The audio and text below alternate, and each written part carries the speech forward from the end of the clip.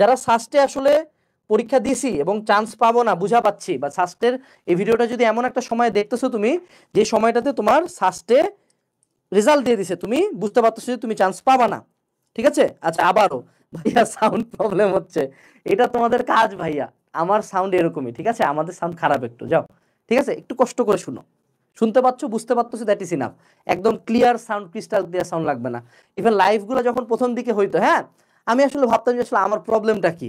আমরা প্রায় 4 set microphone change করছি 4টা কোম্পানির, তারপরে দেখি সাউন্ড ঠিক হচ্ছে না। পরে দুজন কাকে দায়িত্ব দিলাম যে বাইরে থেকে লাইভ অন করে, ওখানে কিন্তু আমার এই রুমের বাইরে লিটারালি 4 জন 4টা ডিভাইস থেকে লাইভ শুনতেছে, বসে বসে কমেন্ট মডারেট করতেছে। তো তারা কিন্তু কোনো কমপ্লেন জানালে সাথে সাথে রুমে ঢুকায় কিন্তু মাইক্রোফোন চেঞ্জ করে, অলরেডি একবার মাইক্রোফোন চেঞ্জ হয়েছে, ঠিক আছে? সো কোনো এরকম ঝামেলা কিন্তু নাই এখন মাইক্রোফোনে। তো আমরা এখন বাকি পার্টটা একটু কন্টিনিউ করি। সো এই ভিডিওটা যদি এমন সময় দেখো যে সাস্টে তোমার চান্স হয় নাই বা সাস্টের পরীক্ষা তুমি খারাপ দিছো, এখন তোমার করণীয় কি কি আছে? করণীয় নাম্বার 1, তোমাকে এখন 2টা অপশন হাতে রাখে আগাইতে হবে। যেহেতু তুমি সাস্টে পরীক্ষা দিছো, আমি ধরে নিব তোমার ম্যাথের জ্ঞান ভালো, তোমার ইঞ্জিনিয়ারিং ব্যাকগ্রাউন্ড আছে। অপশন নাম্বার 1, মে মাসে, আগামী মে মাসে কিন্তু আমাদের আইইউটি এক্সাম হচ্ছে, যেটা নিয়ে অ্যাকচুয়ালি অনেক বাঙালি বদার্ডই না। সো আইইউটি এক্সামের ক্ষেত্রে যে সুবিধাটা হবে সেটা হলো আইইউটির কোশ্চেন হবে solely ইংলিশে, কিন্তু তুমি যে সাস্টে যে কোশ্চেন স্ট্যান্ডার্ডে পরীক্ষা দিচ্ছ, আইইউটির কোশ্চেন স্ট্যান্ডার্ড হবে জাস্ট দ্য সেম, হুবহু সেম একটা কোশ্চেন প্যাটার্নে কোশ্চেন হবে। তো সেক্ষেত্রে আমার পার্সোনাল সাজেশন হলো আইইউটিটা টার্গেট রাখা। এবং আইইউটিতে আমি হয়েছিলাম 45তম, আইইউটির জন্য কিচ্ছু লাগে না, জাস্ট ইংলিশটার বাংলা মিনিং জানার লাগে, যে ইংলিশে কোশ্চেন আসে সেটার বাংলা মিনিং। এইটাই হলো আইইউটিতে চান্স পাওয়ার একটাই উপায়, বাংলা মিনিংটা জানা। বাংলাদেশের আইইউটির জন্য ওরকম গাইডই নাই, আইইউটির জন্য একমাত্র বাংলা মিনিংওয়ালা গাইড হলো আমাদের আইইউটি অ্যানালাইসিস মেগা বুক, এই বইটা কিনতে পারো। এবং অনেক ক্ষেত্রে এই ইংলিশ কোশ্চেনটা বুঝে অ্যান্সার করতে ঝামেলা হয়।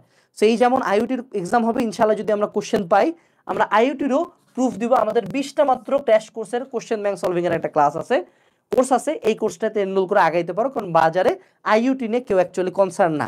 এবং সুবিধাটা যেটা হবে, যেটা নিয়ে কেউ কনসার্ন না, কারণ গণহারে বাঙালি কোথায় যাবে বলো তো? গুচ্ছতে যাবে, তাই না? তো গণহারে বাঙালি যেদিকে যাচ্ছে তোমার ওইদিকে যাওয়ার দরকার নাই। তুমি লাস্টে একটা সাইড অপশন রাখো না, আইইউটিতে পরীক্ষা দিয়ে দিলা, ধাম করে মনে করো টপ 180তম হয়ে গেল, স্কলারশিপ নিয়ে পড়বা, সুবিধা হয়ে গেল না? একটা আলাদা ফাপড়ের ব্যাপার কিন্তু আছে আইইউটির, হ্যাঁ। গুচ্ছ হচ্ছে অ্যাটলিস্ট বেটার একটা অপশন, নিঃসন্দেহে। সেইটা আমি বলবো তোমার অপশন নাম্বার 1 রাখা উচিত এটা। কিন্তু আইইউটিরও কোশ্চেন প্রিভিয়াস ইয়ারের কোশ্চেন ব্যাংক অ্যানালাইসিস থেকে আসবে। আইইউটির কোশ্চেন ব্যাংকটা 2বার শেষ করে যাবা এবং সেটার বাংলা মিনিংগুলো বোঝার চেষ্টা করবা, যে ইংলিশে কোশ্চেন দিলে তুমি বাংলায় বুঝো কিনা। এখন তোমাকে সেকেন্ড অপশনটাকে দিই, অপশন 2।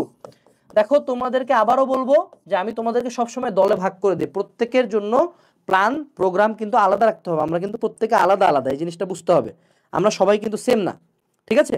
ভাইয়া কাটমার্ক কত আসতে পারে এটা বলেন। আমি অ্যাকচুয়ালি কাটমার্ক নিয়ে কনসার্ন না, এটা নিয়ে আমরা হয়তো বা কোনো প্রেডিকশন করব না, কারণ এবছরের সাস্টের ব্যাপারটা সম্পূর্ণ নতুন করে হয়েছে, বুঝছো?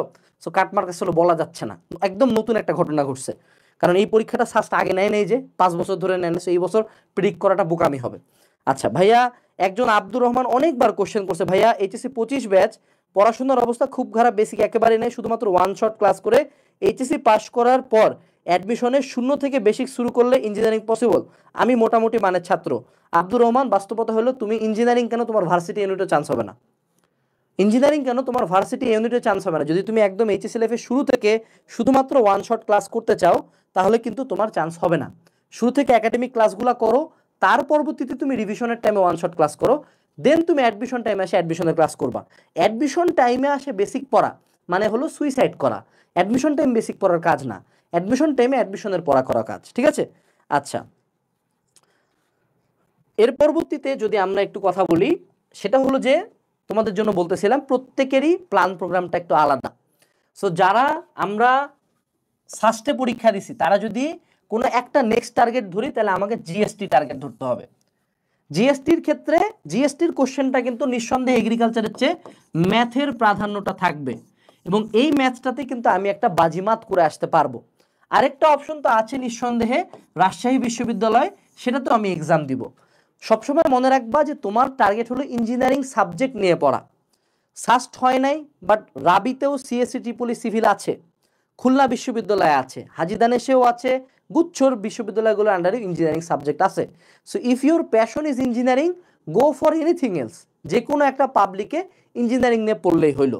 এবং সেক্ষেত্রে গুচ্ছ একটা প্রাইম অপশন। গুচ্ছ যদি তোমার মূল টার্গেট থাকে তাহলে তুমি খুলনা বিশ্ববিদ্যালয়, হাজী দানেশ, কুমিল্লা বা যারাই গুচ্ছের বাইরে বের হয়েছে তাদের যে কোনো একটা থেকে সিট একটা নিতে পারবো, but your main should be গুচ্ছ। এগ্রিকালচারটা কেন সামনে রাখতে বলবো না, কারণ এগ্রিকালচারের বায়োলজি এবং কেমিস্ট্রি স্ট্যান্ডার্ডটা যথেষ্ট হাই নর্মাল স্ট্যান্ডার্ডের চেয়ে।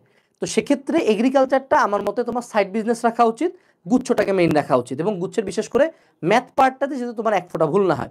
এখন দেখো গুচ্ছের ক্ষেত্রে তুমি চান্স পাইতে গেলে কি করতে হবে, গুচ্ছে 20টা বিশ্ববিদ্যালয় আছে, তারা এক সেট করে কোশ্চেন করছে লাস্ট 20 ইয়ার্স ধরে।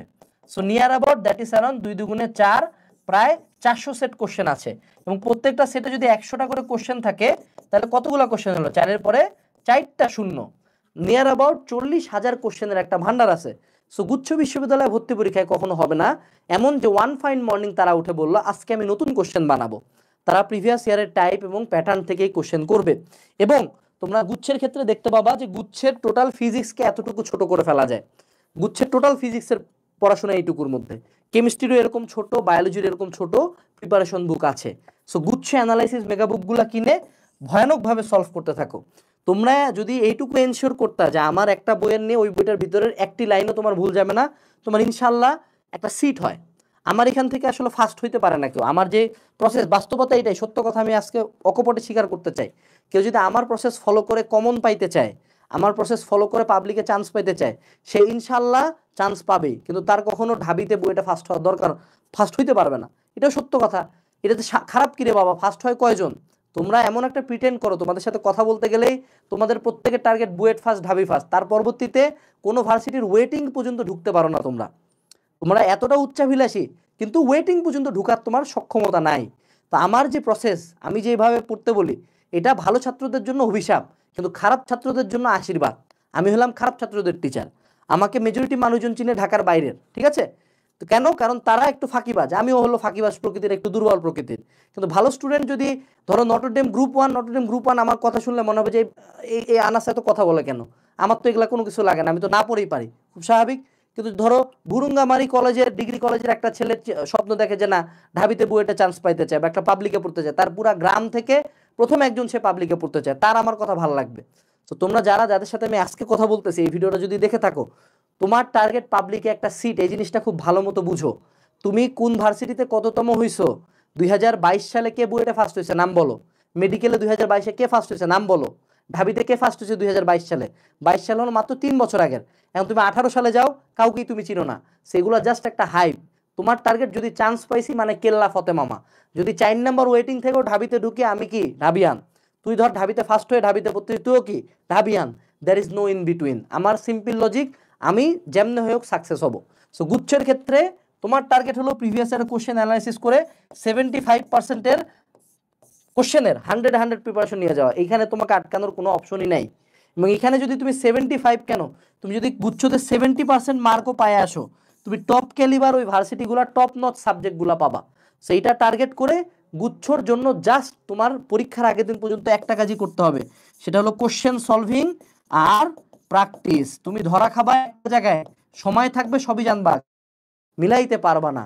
সো কোশ্চেন সলভিং এবং প্র্যাকটিস তোমাকে করতে থাকতে হবে, ঠিক আছে? আচ্ছা, এর পরবর্তীতে আমাদেরকে আরেকটা জিনিস বুঝতে হবে, সেটা হলো যে এই দুইটা অপশনের বাইরে বাকি যে অপশনগুলা, ধরো কেইউ, ধরো তোমাদের এইচএসটিইউ, বা ধরো তোমাদের হলো গিয়া জেএনইউ, বাকি যেগুলো অপশন আছে, আমি বলতেছি না দেখে কি তুমি পরীক্ষা দিবে না। আমার কথা হলো, আমি ভর্তি পরীক্ষা শেষ না হওয়া পর্যন্ত এভরি সিঙ্গেল ডে ফাইট করে যাব, যতক্ষণ পর্যন্ত না পাবলিকে আমার একটা সিট হয়। তো এই নিয়ে আমাদের লাইফটা মোটামুটি শেষের দিকে। আমি এখন কিছু কমেন্ট পড়বো। আমাদের কমন কিন্তু আমরা ইনশাল্লাহ দিতে পারছি। 71.67 না দেখে এটা কিন্তু 81.67 দেখানো যেত, but the truth shall always be the truth. আমি যাই দেখাই বাস্তবতা অলওয়েজ টিকে থাকবে, ঠিক আছে?